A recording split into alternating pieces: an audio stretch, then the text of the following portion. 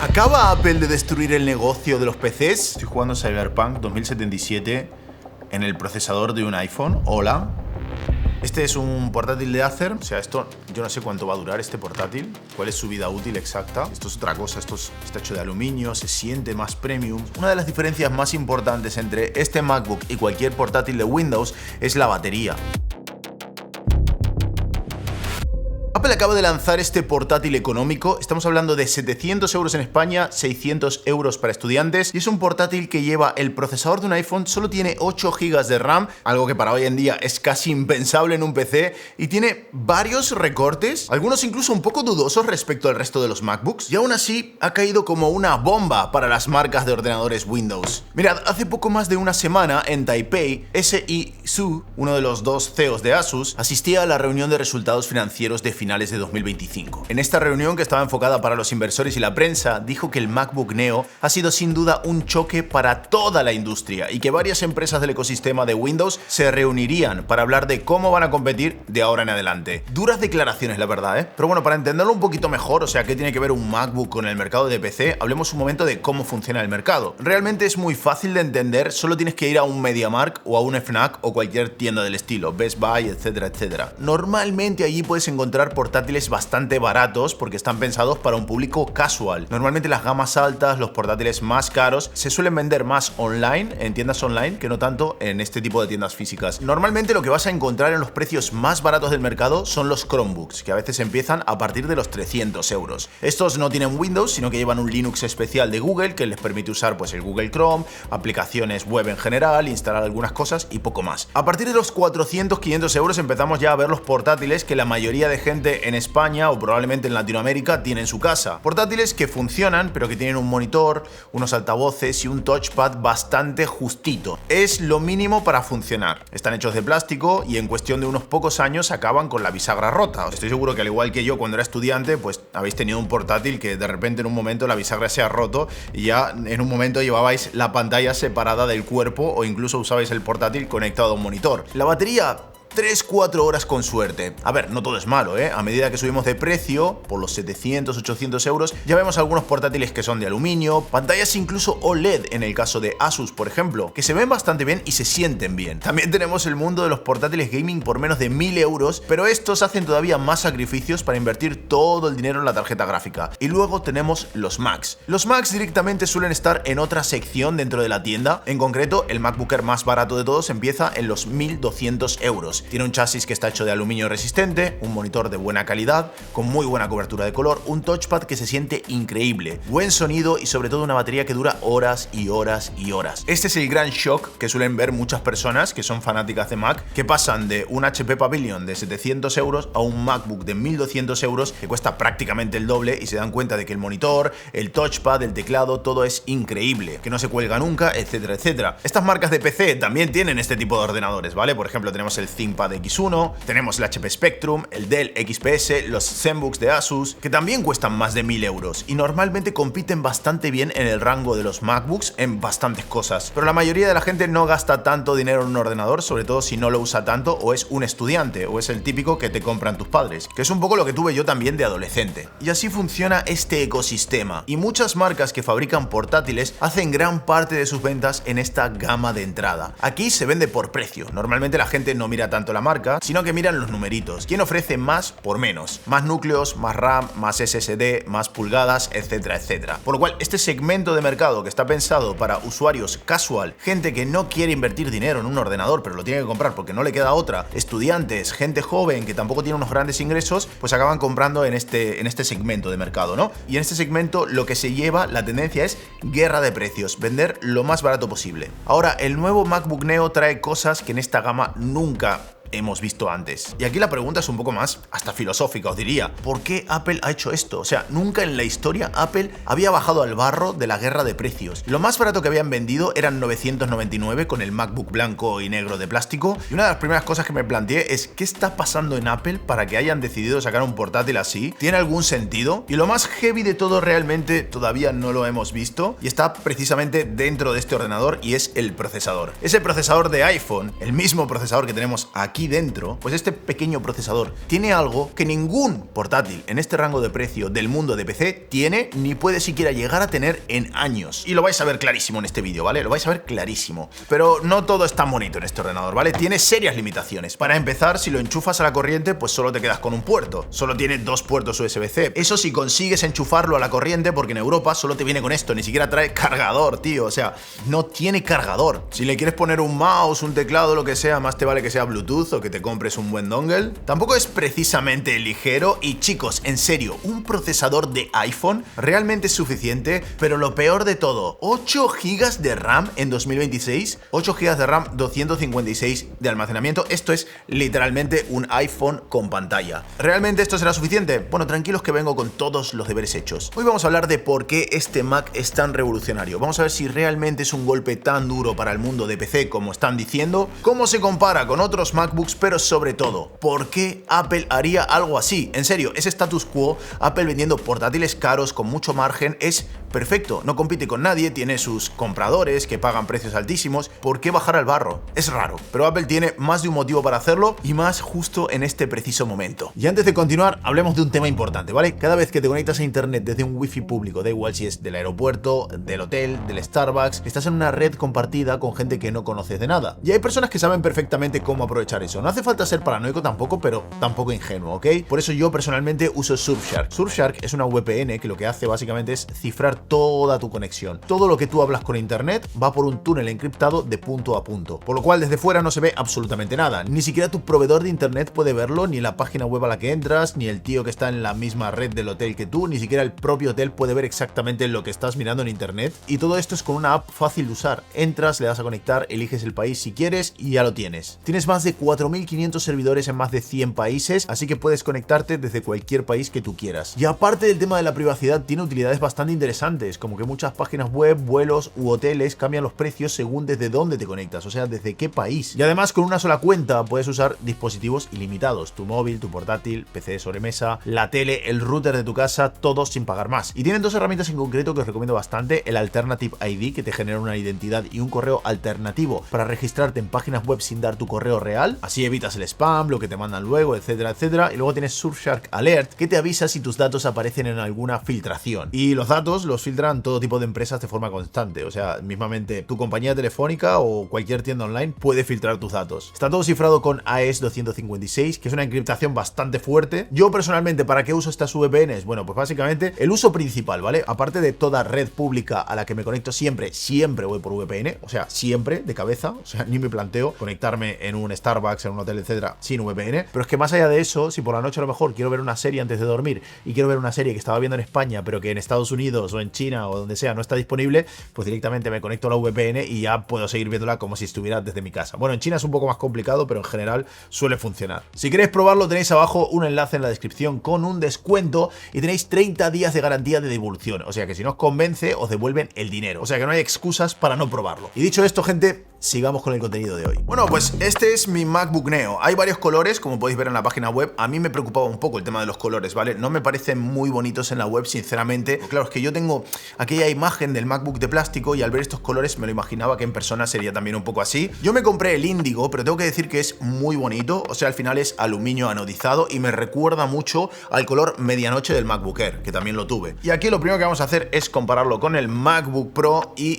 el MacBook Air para ver las diferencias entre las gamas. Aquí tenemos el MacBook Neo. Como podéis ver, el color es muy bonito. Bueno, así a primera vista tenemos una pantalla de 13 pulgadas, pero no es la típica pantalla de 13 pulgadas que tenemos en el MacBook Air. Aquí a la derecha tengo el MacBook Air de 13 pulgadas y aquí a la izquierda tengo el MacBook Neo, que en teoría, según las especificaciones, también lleva 13 pulgadas. Como podéis ver, la pantalla es bastante distinta. Ya directamente el ancho de la pantalla, o sea, como podéis ver aquí, es más pequeña, ¿no? Y como podéis ver aquí, si los ponemos uno exactamente al lado del otro, el MacBook Air tiene un poquito más en esta parte de abajo. O sea, el cuerpo tiene un trocito más que le falta al MacBook Neo. Y aparte de eso, el MacBook Neo es un poquito más alto. Yo te diría que 1 o 2 milímetros. La calidad es la misma, o sea, el chasis es el mismo. El touchpad es exactamente lo mismo. Lo que sí cambia es el teclado. Este teclado no se siente igual. Es una diferencia bastante pequeña, la del tacto del teclado. No es suficientemente grande como para que diga, wow, qué distintos son. O sea, Se siente un poco menos agradable, menos satisfactorio, pero realmente son bastante parecidos. La diferencia más grande sí es que este tiene retroiluminación, o sea, este tiene luz. Si tú estás perfectamente a oscuras, se ven las letras sin ningún tipo de problema, y además con el sensor de luz, si estás en la oscuridad, las letras se iluminan, y este no tiene ningún tipo de retroiluminación. La otra diferencia, como podéis ver, es que este de aquí tiene el Touch ID, que es este pequeño sensor de huellas que sirve para apagar, para desbloquear, y bueno, es como poner la contraseña, y este modelo en concreto no lo tiene. Y es que en realidad del MacBook Neo hay como dos versiones. Hay una más básica, que sería esta de aquí, que tiene 8 GB de RAM, 256 de almacenamiento y viene sin el Touch ID. Y luego hay otra que cuesta 100 euros más, que sí que viene con el Touch ID y además tiene el doble de almacenamiento, o sea, 512. Los puertos son relativamente parecidos, con diferencias bastante grandes, ¿vale? Como podéis ver, el MacBook Air tiene este MagSafe para poder cargarlo con el cargador oficial. Este directamente lo cargas por USB-C, pero es que además ni siquiera tiene cargador. Este portátil, chicos, no trae cargador, o sea, lo único que trae en la caja es este cable. O sea, es rollo iPhone, ¿sabes? O sea, si no tienes tú un cargador USB-C medio bueno, te tienes que comprar uno aparte. Aquí, como podéis ver, tenemos altavoces, puerto de jack, de auriculares, y del otro lado pues simplemente otro altavoz.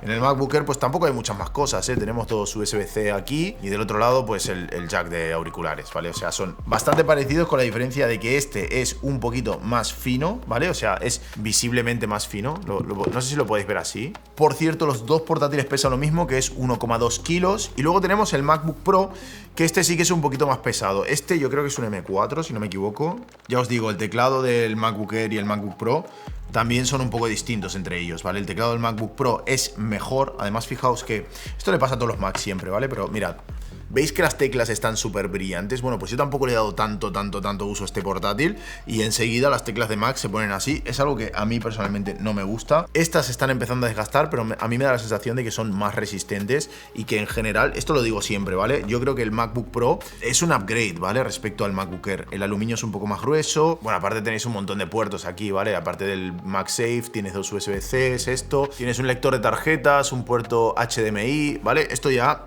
está un poco más pensado para gente que hace producción audiovisual. Este sería el más pequeñito de todos, este es un intermedio y este pues sería un poco el más grande. Son muy parecidos entre ellos, ¿vale? O sea, de estética, de materiales de construcción. Los monitores a simple vista no se ven muy distintos. Los tres son paneles IPS, se ven bastante bien, pero en concreto este monitor sí que tiene recortes en cuanto a cobertura de espacio de color. O sea, no representa igual de bien los colores que los otros dos monitores. Pero quiero hacer una prueba, ¿vale? Mirad, una de las diferencias principales para mí es cómo suenan los altavoces. Es una de las diferencias más grandes que se nota a simple vista. Mirad, este es el MacBook Pro.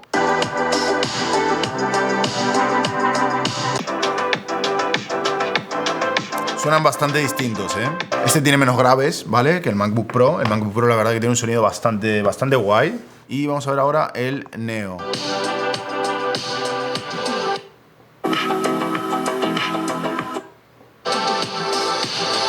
Me suenan muy parecidos, quizás me gusta más el MacBook Neo, pero bueno, yo personalmente me esperaba que sonase mejor el MacBook Air, pero lo que estoy viendo es que, claro, el MacBook Neo tiene el chasis un poquito más grueso, aparte tiene los altavoces aquí en los laterales y yo creo que eso hace que, quieras o no, pues hay una mejora en multimedia. No está mal, la verdad que no está nada mal. Se ven tres portátiles de la misma familia, no se ve un recorte claro en nada, ni en los materiales, ni en las superficies, ni nada por el estilo. O sea, se sienten pues muy parecidos entre ellos, la verdad. Lo cual me gusta, ¿eh? Incluso a nivel de diseño, de lenguaje de diseño, lo único que te diría es que este Mac tiene los bordes más redondeados, ¿vale? Son un poquito más redonditos que lo que vemos en estos de aquí. Y bueno, aquí los podéis ver un poco juntos entre ellos. Para hacer este vídeo yo me compré este Acer en Amazon, ¿vale? Este es un portátil de Acer, me costó 700 euros clavados. Exactamente el mismo precio que tenemos en el Mac.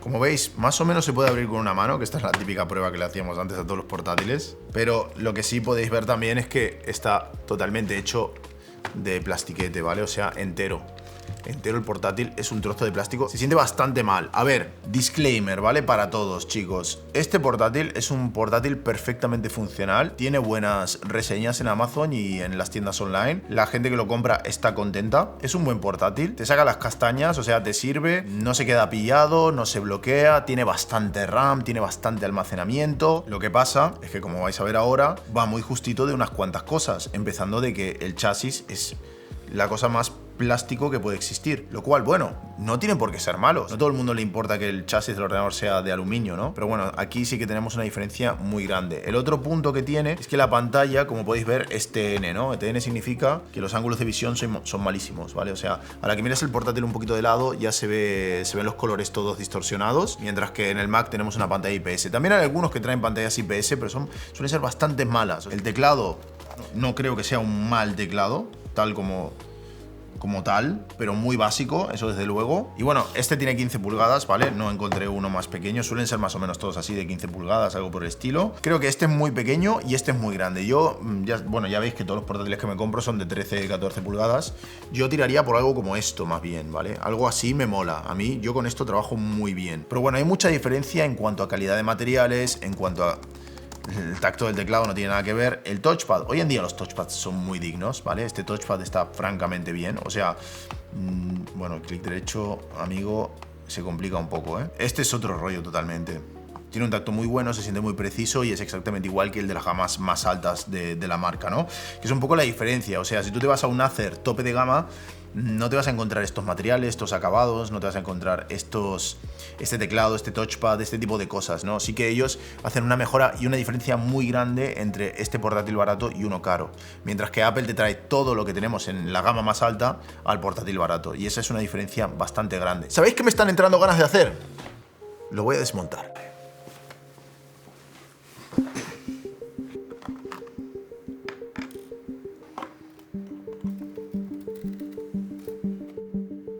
Esto que estáis viendo aquí es la batería del portátil, no es una batería especialmente grande. Y este trozo de aquí, solo esta parte de aquí, esta parte tan pequeñita, es todo el portátil, ¿vale? O sea, toda la parte pensante donde se conectan todos los periféricos, el teclado, el touchpad, el monitor, los altavoces, etcétera, etcétera, está todo en esta pequeña pieza de aquí, ¿vale? Esto es absolutamente todo. Y una cosa bastante sorprendente es que varias personas en internet se han dado cuenta de que esta tapa de atrás no toca realmente la parte del chip, por lo cual aquí se genera bastante temperatura y que se puede mejorar un poco el rendimiento simplemente poniendo aquí arriba un pad térmico que permita que esta parte esté tocando la chapa de atrás, ¿vale? Eso haría que la chapa de atrás evidentemente se caliente un poquito más, ¿vale? Tendría un poquito más de temperatura, pero a cambio el chip rendiría un poco mejor. Esto decidieron no hacerlo por algún motivo, no sé exactamente por qué, pero bueno, vosotros podéis abrir vuestro Mac, pegarle en esta zona un pad térmico y conseguiríamos así una mejora de rendimiento. Bastante curioso. Además, como podéis ver, esto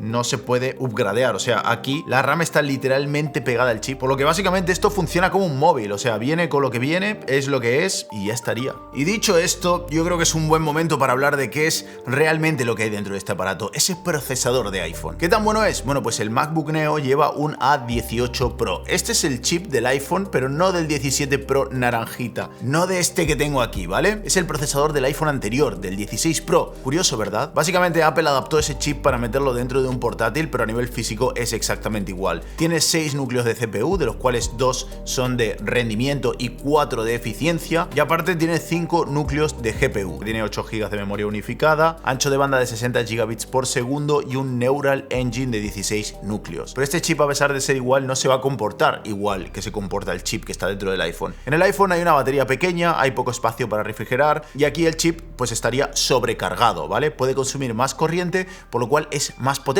también. ¿Pero qué significa esto en la vida real? Bueno, pues primero que nada, lo más impresionante. Vamos a empezar hablando de mononúcleo. Esto suena técnico, pero básicamente es lo que hace tu ordenador el 90% del tiempo. O sea, abrir aplicaciones, cargar páginas web, escribir en Word, moverte por el sistema. Este portátil de 700 euros es una bestia. Estamos hablando de Geekbench, que básicamente es un programa que prueba el procesador en muchos escenarios distintos. El Neo saca entre 3.300 y 3.500 puntos. ¿Es eso mucho? Bueno, mirad, el Acer de 700 euros que tengo aquí, con su Ryzen 7 5825U, saca unos 1800-1900 puntos. O sea, el Neo es prácticamente el doble de rápido en este tipo de tareas, casi el doble por el mismo precio, y se nota bastante, ¿vale? Se nota, se siente a la hora de abrir programas, de cargar cosas, de moverte por el sistema, pero luego si lo comparamos dentro del mundo de Apple, y lo comparamos por ejemplo con el MacBook Air M3, pues también le saca un poquito de ventaja. Es un poquito más rápido en mononúcleo que un portátil que cuesta casi el doble. Si lo comparamos con portátiles un poco más viejos, como por ejemplo el M1 o el M2, el Neo los supera respectivamente en un 40-50% al M1 y en un 30-35% al M2, por lo cual en tareas del día a día se siente un poquito más fluido que el M1 y el M2, pero comparado con el M3, pues la verdad es que no vas a notar ninguna diferencia. Ahora, la parte que sí es importante, ¿vale? Cuando necesitas que todos los núcleos trabajen al mismo tiempo, por ejemplo, a la hora de exportar un vídeo, comprimir archivos, renderizar algo, la cosa cambia bastante. Y esto es importante que lo entendáis porque básicamente el A18 Pro tiene 6 núcleos, pero solo 2 de estos núcleos son de rendimiento, los otros 4 son de eficiencia, o sea que están pensados para gastar poca batería, no para ser rápidos. Un M3, por otra parte, tiene 8 núcleos, con 4 de rendimiento, el doble del que tendríamos en este procesador. Y un M1 es más de lo mismo, ¿vale? Tiene 8 núcleos y 4 son de rendimiento, al igual que el M2 y la serie M en general. Por lo cual, en trabajo pesado, los otros Macs tendrían el doble de núcleos potentes. ¿Se nota eso? Bueno, pues mirad vosotros mismos los números. Contra el Ryzen 5825U de Acer, en multinúcleo, el Neo sigue ganando un poquito. El Neo saca entre 8600, 8900 puntos y el Ryzen unos 7000. Más o menos un 20% más rápido, que no está mal. Y esto a mí la verdad me sorprendió bastante, no me lo esperaba, ¿eh? Yo pensaba que el PC sería más potente que el procesador del iPhone. Ahora también tened en cuenta que esto depende mucho del portátil, porque en el mundo Windows, como hemos visto ya en el episodio 1 y 2 de Guerra de Chips, hay un montón de series con un montón de consumo, un montón de vatios. Ahora estamos hablando de portátiles baratos con chips de muy bajo consumo de PC, que son los que yo por lo menos he encontrado por 600-700 euros, pero bueno, es que en PC es todo tan variado y tan random que podría pasar que encuentres un procesador por este mismo precio que sea bastante más potente que el que tenemos aquí, pero también va a tener mucho más consumo. Y contra los M la cosa se pone interesante. Seguimos con Geekbench en multinúcleo. Bueno, pues aquí con el M1 está prácticamente empatado, lo cual sorprende muchísimo, la verdad, ¿eh? Porque el M1, como os decía, tiene 8 núcleos y aparte son 4 de alto rendimiento. Aquí tenemos 2 de alto rendimiento y 6 en total. Pero pasa lo mismo de nuevo, ¿vale? En pruebas que castigan al procesador durante más tiempo, el M1 acaba sacando ventaja por un tema de que el MacBook Air consigue enfriarse mejor. Ahora, si lo comparas con el M2, la brecha sí que es más grande. El M2 es un 11% más que el Neo. Depende mucho de la tarea, pero es más potente. Y contra el M3 ya se nota muchísimo. El M3 llega a unos 12.000 puntos de multinúcleo, mientras que el Neo se queda sobre los 8.900. Un poco la idea que tenemos aquí es que en mononúcleo el MacBook Neo le gana prácticamente a todo. En multinúcleo compite con el M1 y con este Ryzen que tenemos aquí, pero se queda corto contra el M2 y claramente por debajo del M3. Es un chip que va como un rayo en cosas rápidas, ¿vale? Pero que no tiene músculo para trabajos pesados y largos, como por ejemplo videojuegos, editar vídeos, exportar vídeos y en general trabajo de multimedia. Luego la gráfica, dijimos que la gráfica tiene 5 núcleos. ¿Qué tan bueno es esto? Bueno, pues contra el M1 están prácticamente empatados, lo cual me sorprende mucho, la verdad. No se nota diferencia a la hora de usar Canva, de editar fotos y cosas por el estilo, pero contra el M2 la cosa sí que cambia. Aquí sí que tendríamos un M2 que es bastante más potente, un 30% más o menos. Y el M3, que tiene más núcleos y el doble de ancho de banda de memoria, pues sí que saca un 30-40% más de rendimiento. Pero de todos modos son pruebas un poco teóricas, ¿no? Porque ¿quién se va a comprar este portátil para jugar a videojuegos? Lo del Ray Tracing que tiene, esto no sirve absolutamente para nada, ¿vale? Está en la ficha técnica. Y lo mismo con los núcleos de IA, ¿vale? Esto, Apple habla mucho de IA, esto es en mi opinión algo que está bastante lejos, bastante fantasioso. Creo que esos núcleos de IA están dentro del chip y en el iPhone se le puede llegar a sacar algo de partido, pero para este portátil, de momento, a día de hoy, no tiene mucho sentido, ¿vale? Esto se traduce en que yo, por ejemplo, antes de comprarme un MacBook Air M1, yo me compraría este, que estaría entre un M1 y un M2, ¿vale? Para que os hagáis una idea. Pero la pregunta clave a la hora también de elegir si me compro esto o un MacBook Air es, ¿a qué le dura más la batería? ¿A este o al MacBook Air? Y la respuesta aquí es un poco compleja, ¿vale? Porque este procesador consume menos corriente que el M1 porque ya han pasado años, han mejorado el proceso, el chip, etcétera, tal y cual, pero la batería es más pequeña. O sea, la batería que tenemos aquí es más pequeña que la del MacBook Air, por lo cual la batería más o menos es la misma, ¿vale? O sea, si comparas un MacBook Air M1 con este, la batería más o menos es lo mismo. Entre 9, 11 horas, algo por el estilo. Pero lo que sí estaremos de acuerdo es que esto es bastante difícil de conseguir en el mundo Microsoft por todo lo que hemos explicado a lo largo de este vídeo. Y esa es probablemente la ventaja más grande que tenga este ordenador. No existe ni un solo portátil en el mundo que te pueda dar la batería que te da este portátil por este precio. No existe y punto. Y creo que estaréis de acuerdo que en un ordenador portátil lo que más se valora de todo justamente es la duración de la batería. Por algo es portátil. Y este es el problema principal que tenemos en el mundo de PC. Es un problema que no tiene realmente ninguna solución a corto plazo. Y os voy a contar muy rápidamente cómo hemos llegado hasta aquí. Cuando empezó la fiebre de los smartphones, ya desde los primeros iPhones, Apple y la industria en general apostó por poner un procesador basado en diseños de una empresa que se llama llama ARM. ARM tiene una forma muy distinta de funcionar por dentro respecto a los típicos PCs, donde vemos procesadores de Intel o de AMD. Como curiosidad, por cierto, en aquel momento fue Intel la que casi pone el chip del iPhone, pero al final no quisieron desviarse de lo que venían haciendo por un producto tan experimental como el iPhone, y bueno, al final pues acabaron tirando por ARM. Y claro, han pasado ya casi 20 años desde el primer iPhone, y en esos 20 años toda la industria de los móviles ha trabajado durísimo para que los procesadores sean más rápidos, más potentes, pero calentándose lo menos posible y consumiendo la mínima energía. Ese fue el único foco y la única prioridad de los móviles durante 2 décadas. Pero de base ya ARM era una plataforma muy buena para esto. Ahora, en el mundo de PC hace ya décadas que Intel es la que domina el mercado de los portátiles, y en parte es porque no tenía ninguna competencia. AMD también hacían portátiles, pero eran bastante malos. Ahora han mejorado mucho, hay que decirlo, y la verdad a Intel le ha costado mucho mejorar. Esto en parte es porque no tenía ninguna competencia y en parte es porque la arquitectura de sus procesadores es complicada y pesada, y de hecho hereda cosas ya desde los años 80, que no las han querido cambiar. Entonces, en aquel 2019, pues sus procesadores se calentaban bastante, necesitaban ventiladores y disipadores para enfriarse y comían batería como si no hubiese un mañana. Y esto iba totalmente en contra de la filosofía de Apple. Apple en aquel momento estaba intentando hacer MacBooks ultra finos, los portátiles más finos del mercado, pero como los procesadores eran Intel, tenían un problema brutal. De hecho, los MacBooks de aquella época eran bastante malos. Se calentaban un montón, tenían muchos problemas de rendimiento, problemas de batería, de temperatura, de todo un poco. Un buen día Apple se cansó de su relación tóxica con Intel y como el procesador del iPhone ya era tan bueno, decidieron tunearlo, hacerlo un poquito más grande y crear sus propios procesadores de portátiles para Mac basados en el procesador del iPhone. Ahí empezó una nueva época dorada para Apple. Ahora los Macs eran súper silenciosos, fríos, la batería duraba horas y horas y ningún portátil Intel o AMD podía hacer nada remotamente parecido. Fue un golpe muy duro para la industria de PC ya en 2019 y tanto Intel como AMD se tuvieron que poner las pilas e invertir miles de millones para alcanzar a Apple y todavía no lo han hecho. Y de ahí vienen las arquitecturas actuales. De hecho, hoy en día, de 2026, tenemos chips de Intel y de AMD que mejoraron mucho en batería, en rendimiento y todo esto respecto a lo que eran en 2019. Pero todavía no están llegando al rendimiento que tiene Mac con sus procesadores de ARM que han evolucionado pues dentro de los móviles. Y Apple hasta ahora vivía en su segmento premium a partir de los 1.200 euros. Por debajo de eso lo que tienes es la guerra de precios. Portátiles Windows que hacen grandes sacrificios para traer productos de informática bastante modernos por un precio relativamente asequible. Y aquí hay un gran problema. Mira, una de las estrategias más grandes que usan las marcas de PC para poder vender portátiles entre 500 y 800 euros es usar procesadores antiguos. Si buscas en tiendas online, todos los procesadores que se acaban de lanzar en los últimos 12 meses están en portátiles que empiezan a partir de 900 como muy poco,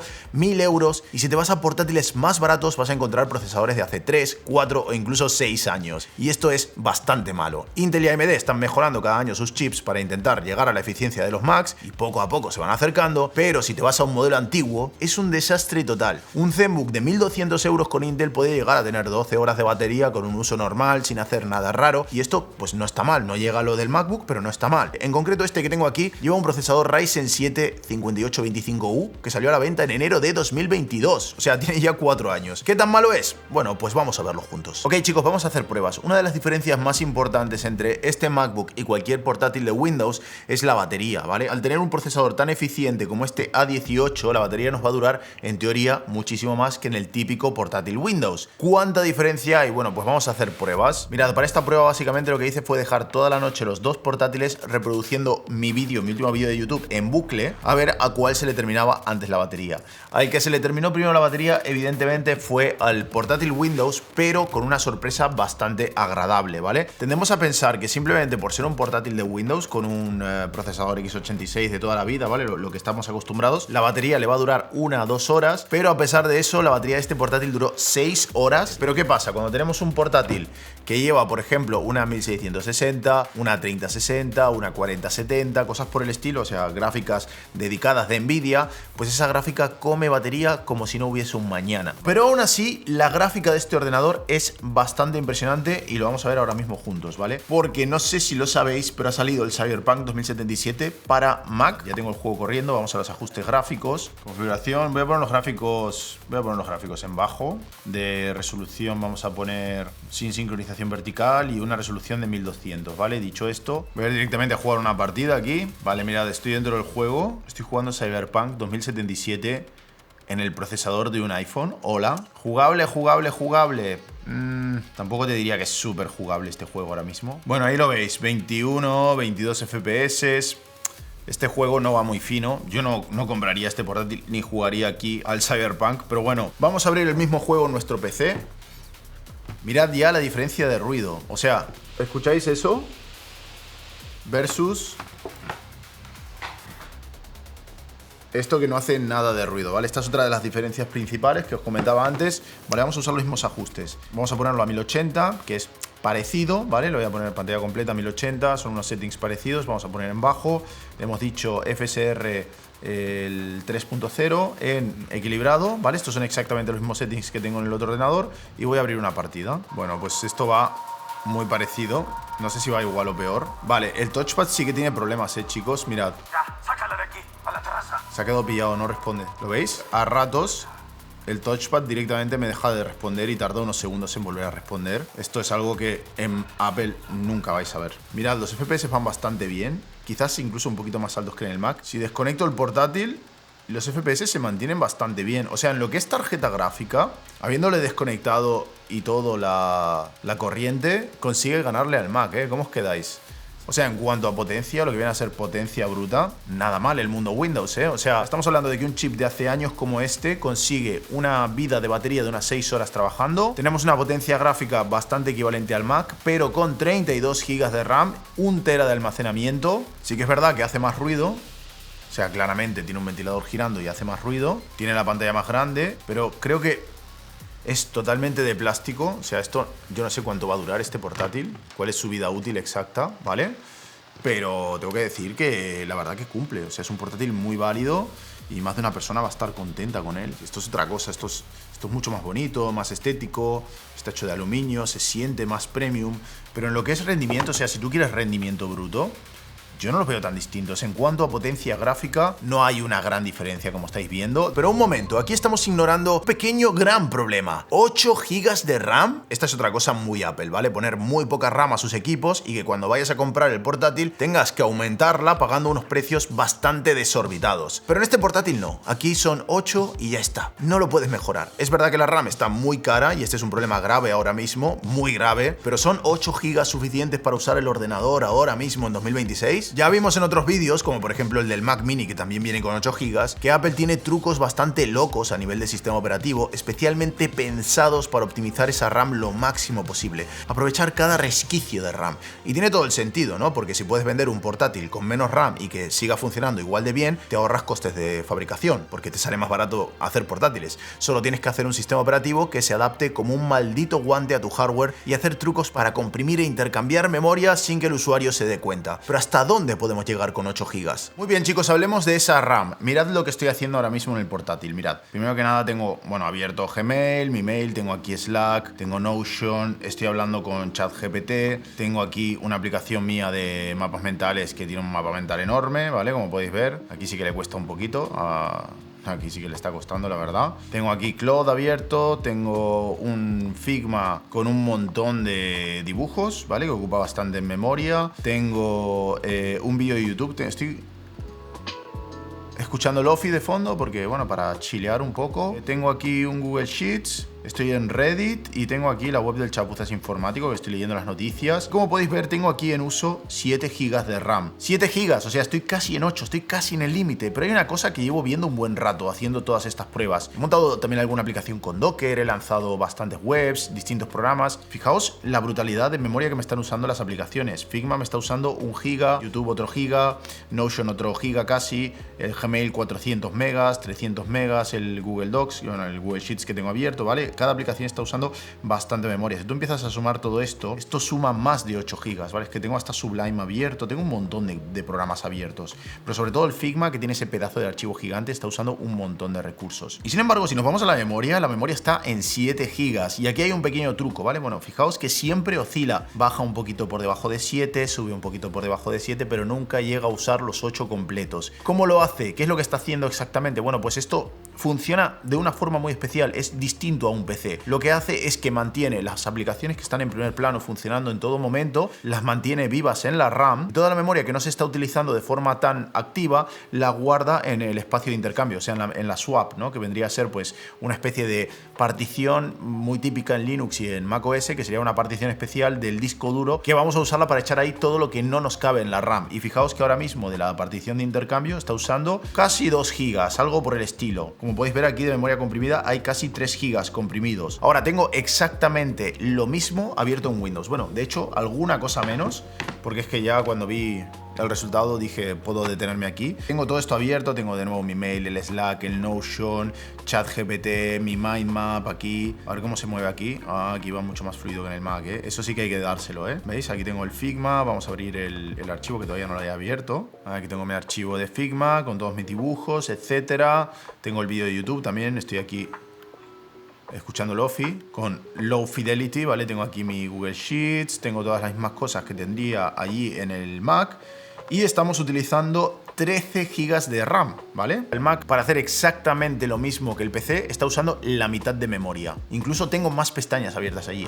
Aquí no tengo abierto ni el chapuzas informático ni nada. Tengo Steam abierto, pero aquí también tengo Steam abierto, ¿vale? Y como podéis ver, pues el uso sigue sobre los 7,13 gigas y veis el espacio de intercambio que son unos 2,24 gigas en uso ahora.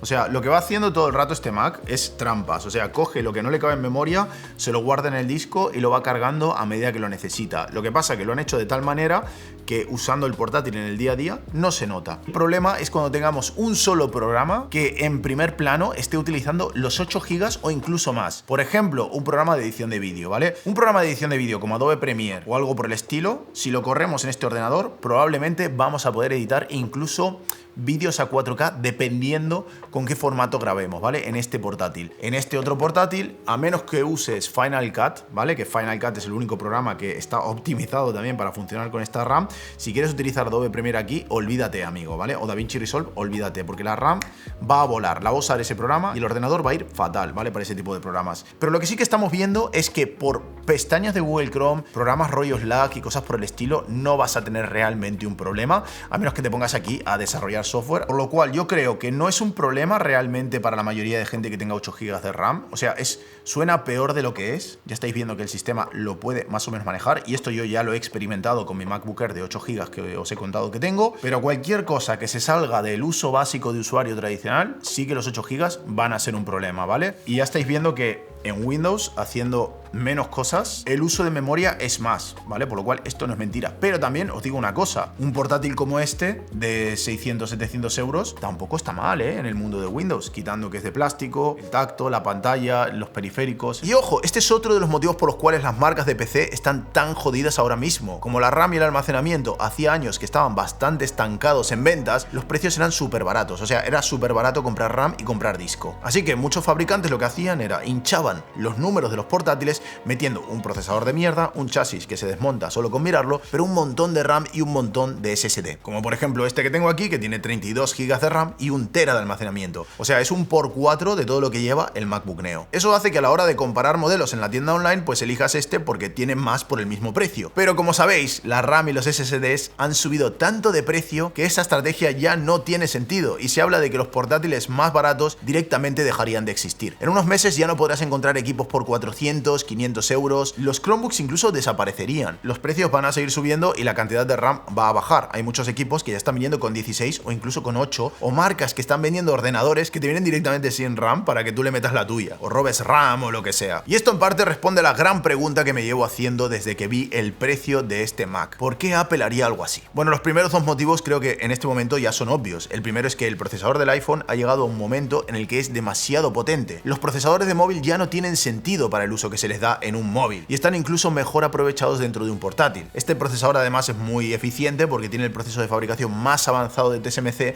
es la última tecnología, es lo último de lo último, y además están aprovechando la producción del iPhone para aprovechar esa economía de escala, ¿vale? O sea, para aprovechar que ya fabrican un montón y que el coste del propio chip sea más barato. Pero no solo es eso realmente, ¿vale? Pensad en el uso que le damos al portátil hoy en día. Yo por lo menos casi todo lo que uso son aplicaciones web. Utilizo páginas web, Notion, que es una web app, Slack, que es una web app. Como mucho hay quien usa Word, pero yo personalmente uso Google Docs. Los creativos sí que usarán Photoshop, usarán programas por el estilo, pero este tipo de perfiles directamente irán a por otro portátil, ¿no? No se comprarían un MacBook Neo. El usuario medio realmente pasa la vida entre una y varias páginas web sin salir de ahí. Y por eso yo creo que tener Windows o Mac hoy en día ya no es tan importante, porque realmente las webs corren en cualquier sitio, son multiplataforma, y esto también lo demuestra un poco el Chromebook, ¿no? Porque al final es un sistema operativo que apenas tiene compatibilidad con aplicaciones y aún así es totalmente válido. Y siendo realistas, cualquiera de estos ordenadores baratos con procesadores antiguos, si al final lo quieres para estudiar, para usar Word, para abrir un PDF, navegar por internet, te van a servir. Aunque no tengan el mejor monitor o el mejor chasis del mundo, te van a servir. No necesitas más potencia, lo que sí necesitas es más batería, más portabilidad, menos calor, más durabilidad. Y esto es justamente la propuesta que trae el MacBook Neo. Y te lo puede traer mejor que ningún portátil Windows. Antes mencionamos el chasis, ¿no? Pues por ejemplo Apple es una marca que fabrica miles y miles y miles y miles de chasis unibody, igual que este. Tiene muchísima experiencia haciendo este tipo de chasis y le cuesta muy poco realmente adaptar las herramientas que ya tienen para hacer algo así, por lo cual se pueden permitir hacer estos chasis de ordenador bastante baratos. El único problema que tenemos aquí es que tiene tan poca RAM y un almacenamiento tan pequeño que el techo es bastante bajo. Con este portátil barato Windows, si yo me monto unas máquinas virtuales, meto mi Docker, me instalo Linux y puedo trabajar de desarrollador. El MacBook Neo tiene un techo, tiene mejor monitor, es más agradable, es muy bueno para un estudiante, para un uso de ofimática, pero ahí se queda la cosa. Si quieres algo más, ya te tienes que ir a por el MacBook Air o directamente a por el MacBook Pro. Y aquí es donde sale el término hipersegmentación. Mientras que la mayoría de marcas realmente lo que hacen es usar procesadores muy baratos, antiguos, hinchar la RAM lo máximo posible y recortar costes en todo el resto para competir en la guerra de precios, lo que hace Apple es segmentar de forma muy precisa cada uno de sus públicos. Este MacBook en concreto está pensado para el sector educativo, o sea, para los estudiantes, sobre todo en Estados Unidos. Evidentemente, en países que tienen un poder adquisitivo más bajo, pues el Chromebook va a seguir siendo el rey, aunque ya veremos qué pasa con el tema de la RAM y si esos ordenadores van a seguir existiendo, pero en países que tienen un poco más de poder adquisitivo, donde los padres pueden permitirse comprar un ordenador por $500, contando con el descuento de estudiantes, probablemente va a ser un éxito y va a acabar reemplazando prácticamente en todas las aulas a cualquier otro ordenador, por la calidad, la reputación de la marca y sobre todo el valor de reventa, porque no sé si habéis intentado revender un portátil Windows antiguo versus un Mac, o sea, los Macs la verdad que bajan muy poco de valor, igual que pasa con los iPhones, pero al mismo tiempo es hipersegmentación porque es un portátil que solo te sirve para eso. Cada especificación que tiene está pensada exclusivamente para esto, aunque también hay muchas limitaciones que tiene, como el tema de los puertos USB y alguna cosa más que están muy relacionadas con que es el procesador de un iPhone, y el iPhone pues tiene eso, no tiene nada más. No le puedes meter más puertos porque el procesador no lo soporta directamente, ¿sabes? Pero es un tema de atacar a un segmento muy exacto de la población. Y esto es mucho más importante de lo que pensáis. En mi opinión, lo que quiere realmente hacer Apple aquí es otra cosa, ¿vale? El objetivo principal del MacBook Neo es captar adeptos. Apple necesita una puerta de entrada. En los 2000 era el iPod. Así es como me captaron a mí, por ejemplo. Luego fue el iPhone y cuando hicieron el salto a Apple Silicon, trayendo muy buen rendimiento con muy buena batería, las ventas del MacBook subieron muchísimo. Ahora mismo el mercado ya está saturado. Hay muchas alternativas. Quien tiene un Mac ya no se va a comprar otro, porque además un Mac tiene un ciclo de vida de unos 10 años y un muy buen valor de reventa, como decíamos antes. Y hay mucha gente también que lo compra de segunda mano, por lo cual, como imaginaréis, las ventas del MacBook han bajado. Así que hace falta, por un lado, un producto nuevo para reactivar las ventas y que además pueda captar a gente para meterla dentro del ecosistema. Si tienes 15 años y te compran un MacBook Neo, te acostumbras a usar Mac y de ahí ya no sales. Ahí ya te regalan para Navidad unos AirPods, luego probablemente saltas al iPhone y cuando tengas que comprarte un ordenador más serio para trabajar, no me cabe ninguna duda de que vas a acabar en un MacBook Pro. Pero lo más clave de todo es que Apple ya no solo es una empresa de hardware, también tiene servicios. Tenemos Apple TV, iCloud, Apple Music, Apple Arcade, servicios de suscripción que si estás dentro del ecosistema de Apple eres un cliente potencial, porque básicamente el propio sistema operativo te lo vende por todas partes, incluso te da periodos de prueba gratis. Y teniendo Mac pues es bastante fácil comprarlos. Y sí, realmente sale más a cuenta vender un portátil caro, o sea, te sale más a cuenta vender 1.200, 1.500, 2.000, 3.000 euros. Esto sale mucho más a cuenta porque los productos de gama alta dan más dinero, también tienen más margen normalmente, y además cuando te diferencias del resto de marcas y vendes en ciertos rangos de precio, ya no tienes que competir, porque tu cliente potencial ya no compra el más barato, sino que va a buscar algo muy específico, una experiencia, una serie de prestaciones y una serie de cosas que no tienes que estar todo el rato compitiendo por ser el más barato, ¿vale? Y eso te permite justamente sacarle más tajada a cada producto que vendes, por lo que sacar un producto más barato y con menos margen como este, lo que les va a permitir es recuperar ese dinero en suscripciones y en clientes potenciales que le van a durar toda la vida. Por lo que realmente este Mac es un anzuelo. Pero no solo eso, hay otro punto interesante que me ha hecho pensar bastante. Y el momento en el que lo sacan es el momento perfecto porque el PC está muy jodido y está muy jodido en parte por los precios de la RAM y los precios de los SSDs. ¿Por qué la RAM y los SSDs están tan caros? Bueno, pues hice un vídeo sobre esto, te dejo aquí el link, ve a verlo porque la verdad que es impresionante. Poco más, si te ha gustado este vídeo déjame una manito para arriba, suscríbete al canal y nos vemos en el próximo vídeo.